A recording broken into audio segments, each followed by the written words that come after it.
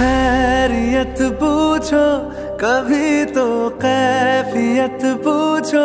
আমি কথা বলতে চলেছি সুশান্ত সিং রাজপুতের ব্যাপারে।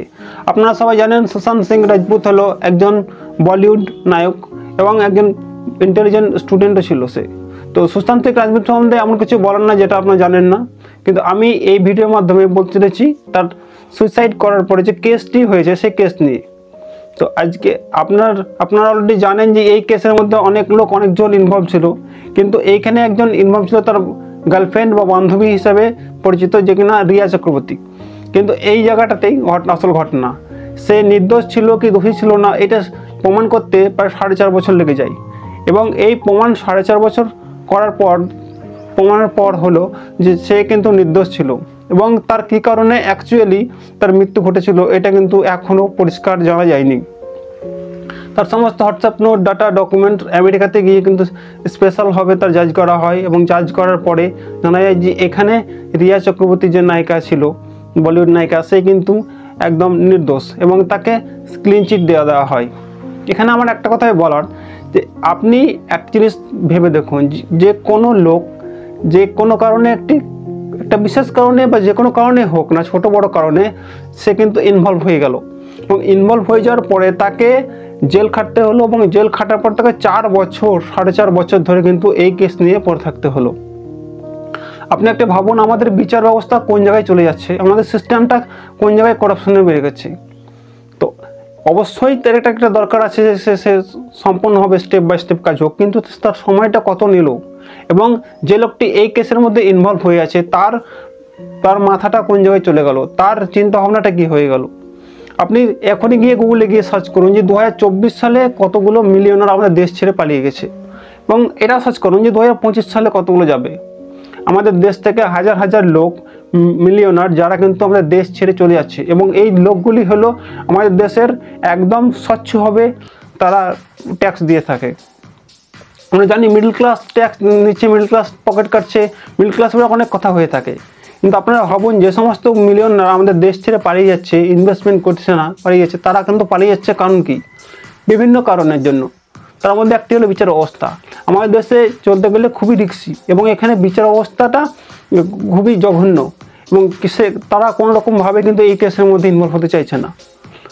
এরকম আরও অনেক কারণ রয়েছে, দূষণ, সে বিভিন্ন কারণের জন্য কিন্তু মিলিয়নার ছাড়ে পেয়েছে। আজ ভাবুন আপনি যত দেশের বড় বড় মিলিয়নার রয়েছে, টাকাওয়ালা লোক রয়েছে, তারা প্রত্যেকে কিন্তু ইন্ডিয়ায় সেটেল হতে চাইছে না, ইন্ডিয়ায় কেউ সেটেল হতে চাইছে না, কিন্তু ইন্ডিয়ান সিস্টেমের উপর ভরসা করা যাচ্ছে না।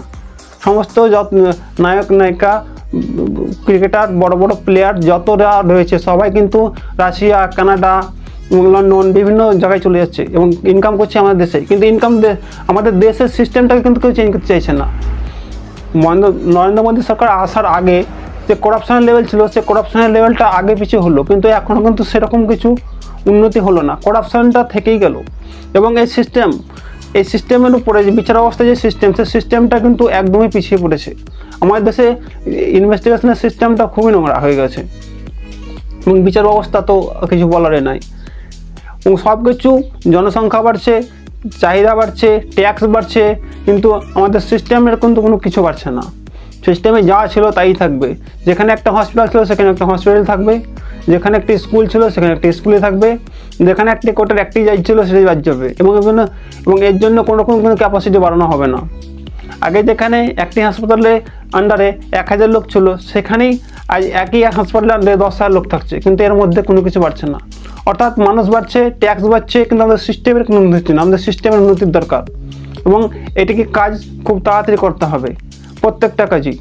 ইন্ডিয়াকে একটা ব্র্যান্ডে নিয়ে জায়গায় আপনি ভেবে থাকুন যে এই 4 বছরের মধ্যে যে নায়িকাটার কথা বলা হচ্ছে রিয়া চক্রবর্তী, তার ভিতরে কি হয়েছে এবং তাকে 28 দিনের জেলও খাটতে হয়। আপনি ভাবুন, এমনিতেই ও মেয়ে, তারপরে কিন্তু বিভিন্ন রকম তার উপরে দোষ লাগতে কিন্তু কোনো রকম নাই, কুৎসিত নোংরা বিভিন্ন রকম তার উপর দোষ লেগে গেছে একের পর এক রিয়া চক্রবর্তীর উপরে। এবং এই চক্রবর্তীর উপরে যে গদি মিডিয়া তাকে কিন্তু আরও নোংরাভাবে ইউজ করেছে। গদি মিডিয়া এতটা নোংরা হবে তাতে ইউজ করেছে সে গার্লফ্রেন্ড হওয়ার জন্য বা এই কেসের সঙ্গে ইনভলভ হওয়ার জন্য, সেটা কিন্তু আপনি ভাবতে পারবেন না।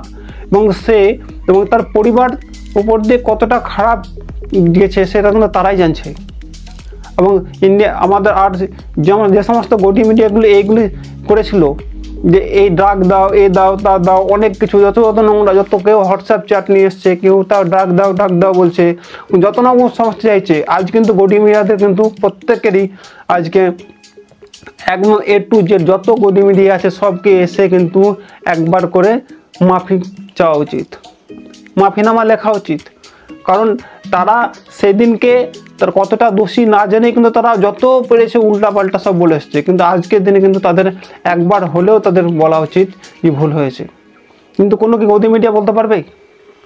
কোনো গদি মিডিয়া কিন্তু এই ভাবেও নয়, তাদের চ্যানেলের TRP নিয়ে তারা ব্যস্ত ছিল। এবং এ পর্যন্তই।